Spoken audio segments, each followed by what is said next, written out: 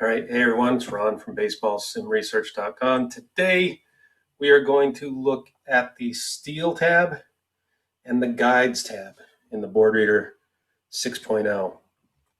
So you can do one of three things really when it comes to stealing in the Board Reader 6.0, and I guess technically in 5.0 as well. You can allow the game to have all the built-in stolen bases and caught stealing. Which personally, that's what I use. The other thing that you can do is use the Guides tab to limit some steal and caught stealing attempts. Note that you're going to lose not only caught stealings that are automatic, but also you're going to lose the stolen base attempts. So up to you. We're going to go over that Guides tab, and then also you can do manual stealing. And we can go from there. So first thing we're going to look at is actually the Guides tab. So the description here is pretty much exactly, what you need to follow. But if you blank out all the yellow cells, so 1, 2, 3, 4, 5, 6 yellow cells, no restrictions on stealing. It'll work just like it did in the past. Whatever the boards tell you, tell the game, tell the replayer, whatever, that'll happen. If you want to call manual all your own stolen base attempts, you need to put 999 in all of those yellow cells. So if we're going to decide to call all of our steal attempts, we're going to do 999 in every single one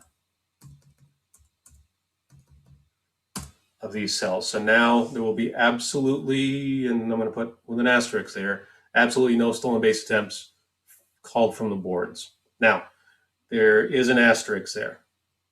The unusual play numbers have some stolen base attempts built into them, and those will still occur even if you are, quote, fully controlling, unquote, stolen base attempts. Let's look at these numbers here and how you can limit stolen bases and caught stealing. Actually, you really don't want to limit stolen bases, but it's a side effect of attempting to reduce your caught stealings, right? Don't attempt a stolen base when you're 4 runs or more ahead, or you can change it to 6 runs or more ahead. Doesn't matter, whatever number you put in there, it will not attempt a stolen base. Okay, so if I'm ahead by 4, I'm not going to attempt to steal. If I'm ahead by 5, I'm not going to attempt to steal when it's on the boards. If I set it to 3, I am going to attempt to steal. If I'm behind, it's going to be governed by this second row. Don't attempt a stolen base when 2 runs behind or more. Pretty self-explanatory. Don't steal third with this out situation, and that's by default 2. And then you also can say, I don't want to steal with 1. Or I guess technically you'd say, don't steal with nobody out. Okay, you can choose 2 of the 3 out situations to not attempt steals of third. Late inning decision. Beginning with this inning and to the end of the game, so beginning in the 8th, if we are 1 run or more down, in other words, if we are behind, then don't attempt any of the steals from the boards. So they will be ignored. Check out the note there. If D16, which is a cell, is higher than D8, well, it'll be overridden by D8. So if I say don't steal by 3 runs or more, but yet for the whole game, don't steal when 2 runs or more, then if I'm down by 2 runs, I'm not going to attempt to steal even though my setting down here says 3. Again, these instructions here pretty much describe everything. Let's go to the Steal tab. Those are for calling manual steals. One particular note would be if you use Herb Washington as a pinch runner, right? Anytime you use a pinch runner, you're not going to get a board steal attempt, right? Those happen automatically. Or you can control them with the guides.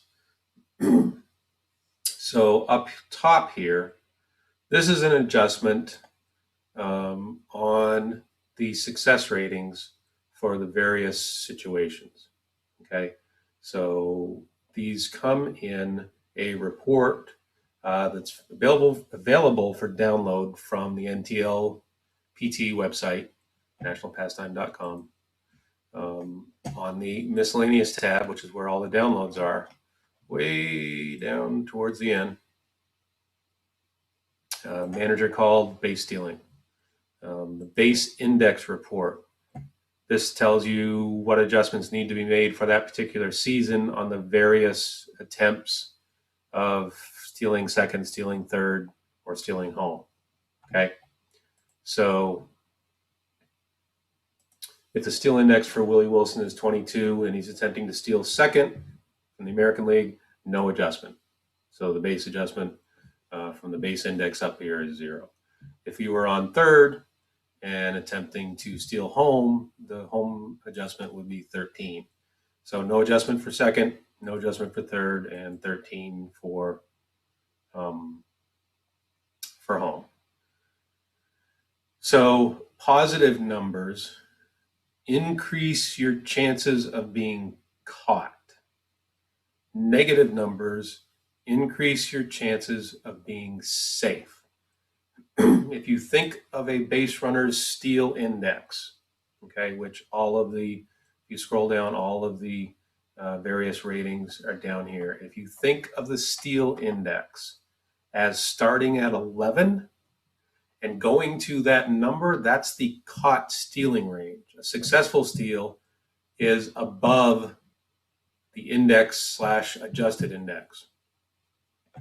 So it calculates, takes the base adjustment, the pitcher hold, the catcher arm, and gives you a success. I'm going to put that in quotes, success rating. In this particular instance, Willie Wilson will be caught stealing second 1 out of 6 times because that's 11 to 16. He's safe on any roll above 16, so 21 to 66. Right, so 5 out of 6 times, that's 30 out of 36, and 6 out of 36, he will be caught stealing. I'm French. All right. It's very easy for me to understand these numbers if I think of the steal index as a caught stealing index. Because I'm French, I start at 11, not at 66. Right. So Wilson's steal index with no adjustments, he would be caught stealing 11 through 22, and he would be safe 23 through 66. We take the base adjustment, which is up here. We take the pitcher hold rating. The pitcher hold ratings that are negative decrease the chances that the fielding team will catch the runner stealing. Catcher arms, same thing. Negative decreases the chance that the runner will be caught stealing. Positive arms and positive pitcher holds increase the chance that a base runner will be caught stealing. So what happens now if we want to call our own manager steal? Well, again, 11 through 16 is caught stealing. 21 through 66 is safe. We click attempt steal. It's going to confirm attempt steal of second base. Yes. Okay. Stolen base. Runner on first to second. Now it switched back here to show you what happened. So if we flip back to the steal tab, we can see the number was 26. And remember, we had a success DRN of 16. So we're going to be safe because it's higher than 16. All right, let's intentionally walk John Wathan and end at bat. Now let's look at steals. Wathan's success DRN is 15. Wilson's is 16. Okay, if we attempt a double steal, which we're going to get prompted, which we're going to do this, we're going to get prompted on whether or not we want to send Wathan. In this particular case, yeah, we're going to send Wathan because he has a higher chance of being safe than Willie Wilson. So we're going to click attempt steal. Attempt to steal a third. If we say no, then we're done, right? Because the runner on first is not going to try to steal second. But if we click attempt steal a third, it will then also attempt steal of second base, yes or no. Okay, if I click no, stolen base, runner on second to third. Number was a 32. Boom. So if we were going to attempt to steal of home, right, the success DRN is 41, which means that he's only going to be safe on a number 42 to 66. So 11 through 41, he's going to be caught stealing. So those are the guides. I know we kind of went through them quick, but that's pretty self-explanatory here. And that's how we do the steal. Now, the only remaining thing on the steal tab I think that we need to mention is if the original dice roll is a 66, we also will throw 2 dice against the catcher's error rating to determine if there was a throwing error on the play. So if this were 66, we'd have a secondary roll here, which could lead to throwing error on the catcher. So I know today's was a little bit quicker than everybody else's, the other videos, but that's basically how we work with the steal and guides,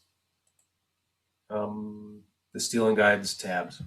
You can visit the National Pastime website at ntlpt.com.